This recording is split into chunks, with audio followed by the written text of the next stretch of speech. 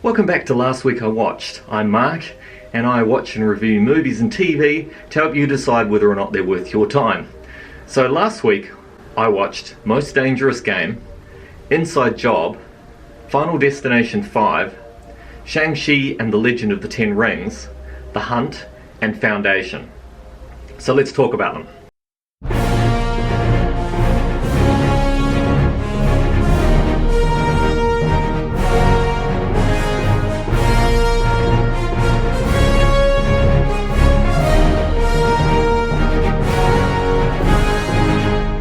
First up was Most Dangerous Game. It's a movie from 2020 starring Liam Hemsworth, Sarah Gadon and Christoph Waltz. It was showing on Prime. It's about a man, Dodge Tyne. He's desperate to take care of his pregnant wife. His business is failing and he's just discovered he's got a terminal illness on top of it. When he's approached by a man who offers him an opportunity to earn a lot of cash if he can survive a number of hours. He quickly discovers that he's being hunted and that he's the prey in a rich person's game. This is inspired by the many times filmed 1924 short story The Most Dangerous Game by Richard Connell. It's been adapted multiple times now in many different movies, and this particular rendition was one of Quibi's launch titles. Now, Quibi was a short form TV series, like a company that did shows that was sort of 15-20 minutes long. So this movie was initially cut into 16 parts. I don't know why anyone would take a movie and cut it into pieces. I don't understand how that would work. It would surely disrupt the flow of the movie and break up the pacing and evaporate the tension from a movie that's a thriller. So I think it's easy to understand why perhaps Quibi is not around anymore. But thankfully they've reassembled this into a complete film, and it's pretty good. I do wonder whether or not it was intentionally shot with the intention to be in small pieces, because I do wonder about the pacing and things like that. But it works pretty well as a movie. Christoph Waltz is great as always. He's playing the mysterious facilitator of the game. And he works behind the scenes pulling the strings. He's not outwardly evil or anything like that. I wouldn't say he helps the prey, but he doesn't hinder them either. He adheres to the rules and follows it pretty well, straight up and down. There is a bit of a twist later in the film where it's revealed that things are perhaps not how you expected them to be, and once you realise what the twist is, you can certainly see signs of it throughout the film. So I thought that was well handled as well. Liam Hemsworth did a good job carrying the movie. He's not his brother, but he's still quite good in his own way.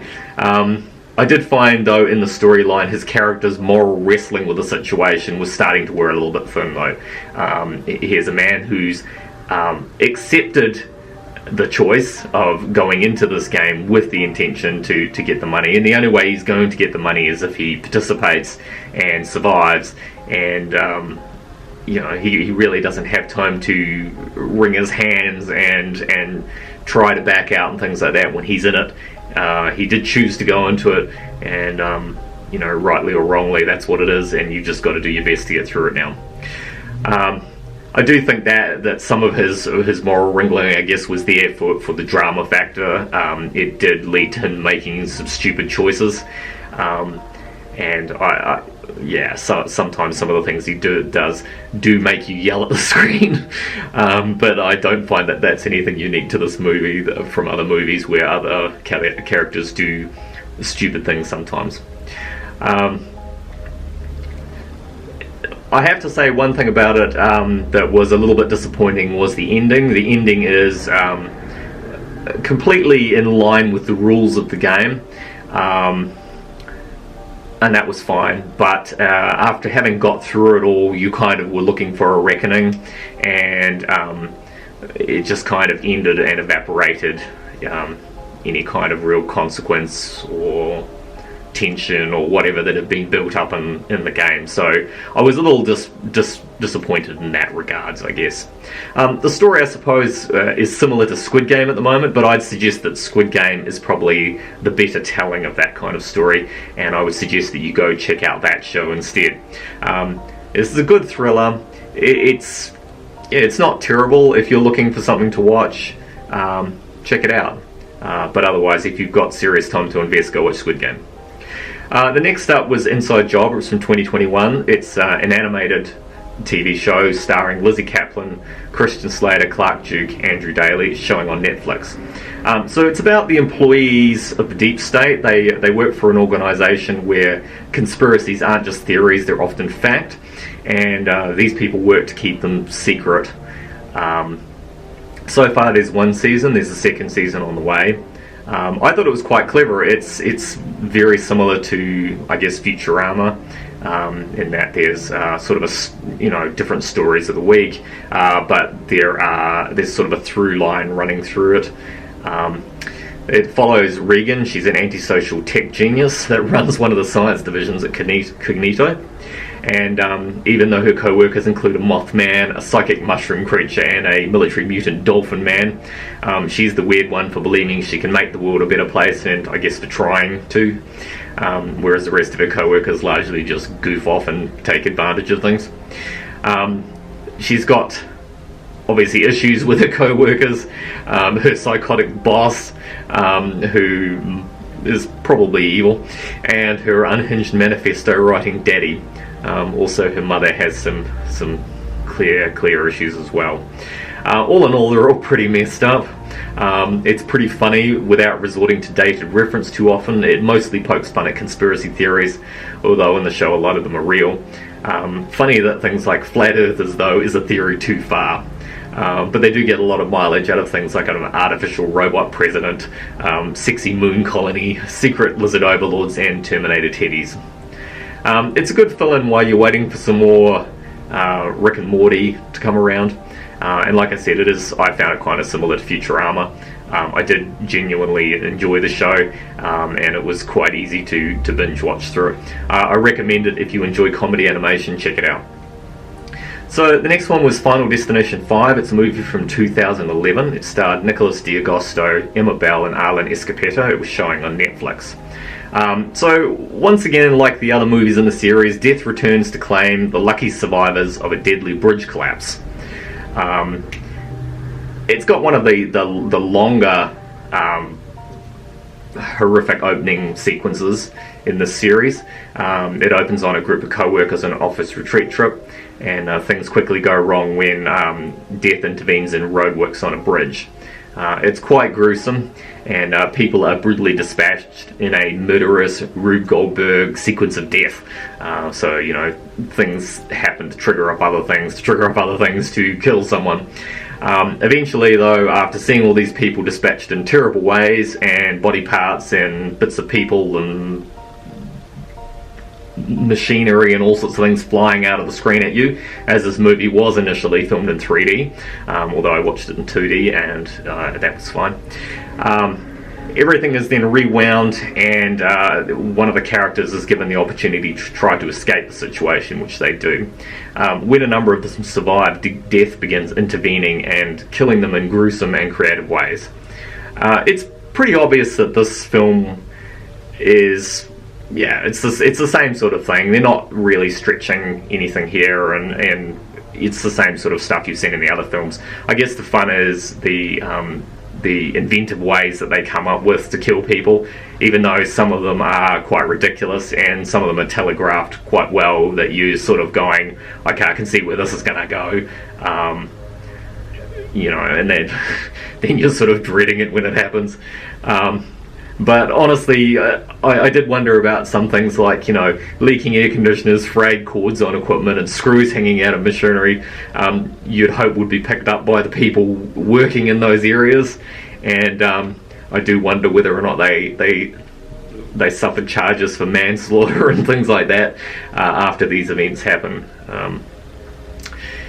As usual, the survivors receive a warning from the creepy Undertaker again. It's Tony Todd once again, and he's a delight to pop up, although they really don't do anything much with him, and he doesn't have much to do other than sort of lurking in the background. They do make, I guess, a slight extension to the mythology by suggesting that you could substitute someone else to take your death, which is an interesting idea, but you only really get however much lifespan that person would have had anyway, so some people don't necessarily end up living any longer for making the substitution. So I thought that was an interesting idea. One thing I really did like, and if you haven't seen the film, stick your finger in your ears now, or go watch it, was that the movie connects up with the initial film in the series, so it's essentially a big circle in terms of the story, in that it ends on people getting on the flight to Paris, and the flight to Paris crashing was sort of the opening of the first film. So I thought that was an interesting idea. I've got no idea whether or not they're doing another one, but at this point 5 seems like that's probably enough, and that's fine. Anyway, if you're interested in the series, check it out. I think it's probably a good way to end it, and it's worth a look. Okay, the next film was Shang-Chi and the Legend of the Ten Rings. It was from 2021. This is part of the Marvel Cinematic Universe. It's starring Simu Liu, Awkwafina, Tony Chiweilung, and it's showing on Disney+. Apologies if I mangled your names. It's about slacker Sean. He has an existence parking cars, and his life is turned upside down when his father and his henchmen from the Ten Rings organization come looking for him because of something that he's got in his possession, and the MacGuffin to the plot. I was a bit unsure about this latest film from Marvel, mostly just because I wasn't familiar with the character at all. But I was really pleasantly surprised. I thought the trailer looked good, and certainly the movie itself looks good. It's a really good martial arts movie, and I thought it was interesting, the fight choreography, and Simu Liu certainly looked like he put in the effort to learn to fight properly as well. The action sequences are quite stunning. Awkwafina's good fun as well. She adds the comedy relief sidekick, although there are other characters that fill in for that as well, which sort of keeps it light and fun. It was good to see cameos from other characters such as Wong and the Abomination, connecting it through into the larger universe. And an especially welcome surprise was the return of Trevor Slattery, the fake Mandarin, and an acknowledgement of his role in Iron Man 3. I've always been a little bit disappointed, though, that we never got an Iron Man movie with the proper Mandarin, since he is a main Iron Man villain. And I think that would have been pretty cool to have seen a fight between Iron Man and the proper Mandarin and the Ten Rings. If you're listening, Marvel, can you please get Robert Downey Jr. back and make another Iron Man movie with the proper Mandarin? You could go back and set it back in time, that would be fine, but I'd really like to see that. That would be great. Overall, all the Chinese culture on display was great. It was good to see Chinese language, or to hear Chinese language in the film. The design elements, such as the village, the various settings, the creatures, the dragons, are impressively scene-stealing, and the dragons in particular are different from dragons I've seen in other movies. The whole alternate dimension village was great. The creatures that look like Chinese statues, the little lion dog things, just really cool, and really something different, and adds some colour to the Marvel universe, something a bit different from other things that we've seen. And I did kind of like the story as well, that it was, I guess, Shang-Chi breaking away from the burden of his father's legacy, and him and Katie realising that they can take action of their lives and make a positive difference if they just do something. I think it's a really good. You should definitely check it out if you like the MCU. It's a lot of fun. There are threads left hanging for an eventual sequel, and I'm wondering where his sister's breathtaking daddy issues are going to lead her to. And also when we're going to see the eventual introduction of the owners of the Ten Rings as well. So that would be pretty exciting. The only other thing I guess I'm curious about now is the Eternals, which is the next one up, and I haven't seen it yet. and I'm really not that excited by it or the trailer, so I'm hoping it's going to be good. But Marvel's certainly taking some really risky choices, so it'll be interesting to see how that goes. Okay, next up is The Hunt. It's a film from 2020 starring Betty Gilpin, Hilary Swank and Ike Barinholtz, and it's on Netflix. So 12 strangers wake up in a clearing. They don't know where they are or how they got there. They don't know they've been chosen for a hunt. This is a similar story to The Most Dangerous Game. This movie was yanked from its original release date due to mass shootings in the States, then rescheduled for March 13th, 2020, to then be pushed back again because of the pandemic. And yeah, honestly, having seen it now, I'm not sure that's a bad thing. I'm not sure how I feel about this one. It's clearly making some political comments, but I don't understand whether it's satirical or it's trying to make a serious statement or really what it's about. Since it seems to be suggesting that Democrats are hunting and killing Republicans, which I'm pretty sure goes against what Democrats are. I don't feel that it was trying to be satirical in tone or anything like that. And it suggests it's some kind of massive reaction to fake news and cancel culture. I don't know, I found the movie super weird. I just couldn't really get comfortable with it at all. And I've read since that other people that have watched it have also felt the same way, so it hasn't rated particularly well. I don't know if it's a story problem or it's just the tone is wrong, but it's really strange. It takes itself a little bit too seriously, so you feel like in some way it's trying to make a serious political statement, but you know, it just feels fundamentally wrong that people believe in saving the planet, saving the environment, and helping people would be out hunting so-called deplorables. So yeah, I didn't get the film. The actors I thought did a good job. Betty Gilpin carries the movie well. She's quite a likeable character. Hilary Swank doesn't really appear till near the end of the film, and they just have a bit of an action fight, and yeah, I guess tie up some loose ends in the plot. But yeah, it just really by its own internal logic doesn't make sense for me. So I couldn't connect with it at all, and you know, I don't know. I worry that whatever political commentary it's trying to make is so misguided that it's just going to continue to pile further burden on democratic people that are trying to actually do good for everybody in the country. You know, they're not necessarily out there to make lives difficult for the Republicans or the conservatives or whatever you want to call them. You know, and really those people I think are actually being mistreated, lied to and manipulated by the rich, who are just seeking to stay on top of the pile really, and just turning everyone else below them onto everyone else as a distraction. So it does make some political allusions as well to Animal Farm with a pig called Snowball. Now I read Animal Farm in high school, so I'm aware of what it's about. And Snowball, as the character, is a pig that tries to push for equality, only to be run out by Napoleon, who manipulates the situation to ensure the ruling animals stay at top and have all the power and all the best resources and things. So I'm really not sure what they're commenting on again about that, because again that doesn't really fit with the Democrats. So yeah, I don't know. I just don't get it. It's a weird film. If it sounds like something you're interested in, check it out, but I personally wouldn't watch it again. Just didn't really enjoy it. It didn't click for me. So finally, the last one was A Foundation. It's a TV series from 2021. It's starring Lou LaBelle, Lee Pace, Jared Harris. It's showing on Apple. So this is based on a series of stories from Isaac Asimov. It's a complex saga about humans scattered across the galaxy, living under the rule of a galactic empire over many thousands of years.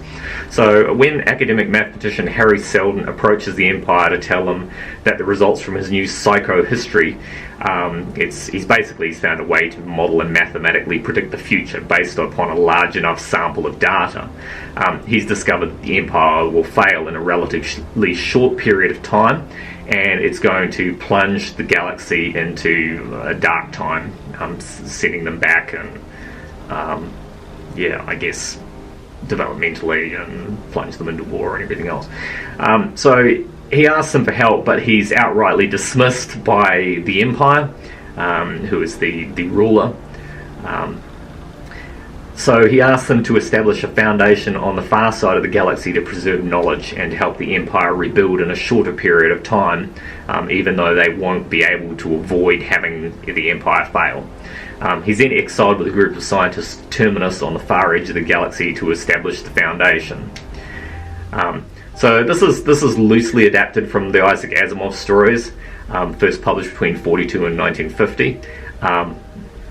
The stories themselves, they encompass a huge period of time, but they sort of sketch out the world and the big events, and they don't create a lot of world building and things in between those big events. So when I say it's loosely adapted, they've taken the main beats of the story and then had to expand it out for TV. Now some people, the purists, are really upset about this, but I'm fine so far. I've genuinely enjoyed it as its own thing, but while it's still respectful and still operating within the parameters of the books. So yeah, the changes they've made have kind of had to be made because, if they followed the book strictly, there just wouldn't be enough content in the story to really get a narrative out of it. And things like having to gender flip the characters from male to female as well. There aren't really any female characters in the book, so you'd just be watching a whole bunch of men for the entire series. So, gender flipping, adding some females, adding in people of different colours, different race. Well, there were different races anyway, but adding in a bit more colour and texture to the world is a good thing. It's certainly not a major issue. So the movie itself, the series itself, it's really well designed. It's beautiful. There's some really interesting locations. There's the vast central world that is sort of reminiscent of Coruscant, which was probably influenced by this book. It's quite interesting. Things like the Star Bridge and the ship designs and the locations and that. It's all very clever and very well put together. It's interesting to see the different classes, I guess, of people that are down through the strata of Trantor as well, where it's the very wealthy at the top, the atmosphere, the clear sky, the nice plants, and everybody else is down in the sewers sort of thing as you get deeper and deeper into the planet. So it's got some really interesting design elements and some really interesting commentary and things to say. And it's an interesting look at I guess the demise of a great empire, something like Rome or some of the other empires throughout history that have risen to great things and then kind of collapsed back in on themselves through corruption or whatever else. The actors do a really great job. Even some of the lesser known actors in it, they all have a part to play, even though it's not immediately clear what that might be. Jared Harris's Selden is a master manipulator in the story, and his insight into the future is enabling him to move pieces around on a board that most people aren't even aware they're playing a game on. So as the story progresses on, you can see that things have been moving in particular directions where they need to go, and that people are where they need to be. So that's kind of interesting. And I guess the idea that if people are aware too much of the future, then obviously that will affect it and skew the future as well. So he kind of intentionally has to keep them in the dark as to too much information about what they're having to do. Obviously I have some idea from the books, as does anyone who's read them, and you can see threads being laid out, but if the adaptation continues to be as richly plotted and painted as this first season, then I think it's going to be something pretty special. So I would definitely give this series a look, check it out. Think of it as Game of Thrones in space, I guess. So Anyway, those are my suggestions for this week. As always, they're just my opinions. If you have any thoughts or commentary to add, feel free to leave it in the comments below, and I'm happy to talk about it with you. If you've got any suggestions for things to watch, also leave it below. Suggestions are good and definitely welcomed. Don't forget to click on the like and subscribe as well. I'm trying to build out my channel, and it will be really nice to be able to let you know when the next video comes out as well. Alright, so enjoy some movies and TV, and I'll see you next week. Thanks for watching. Bye now.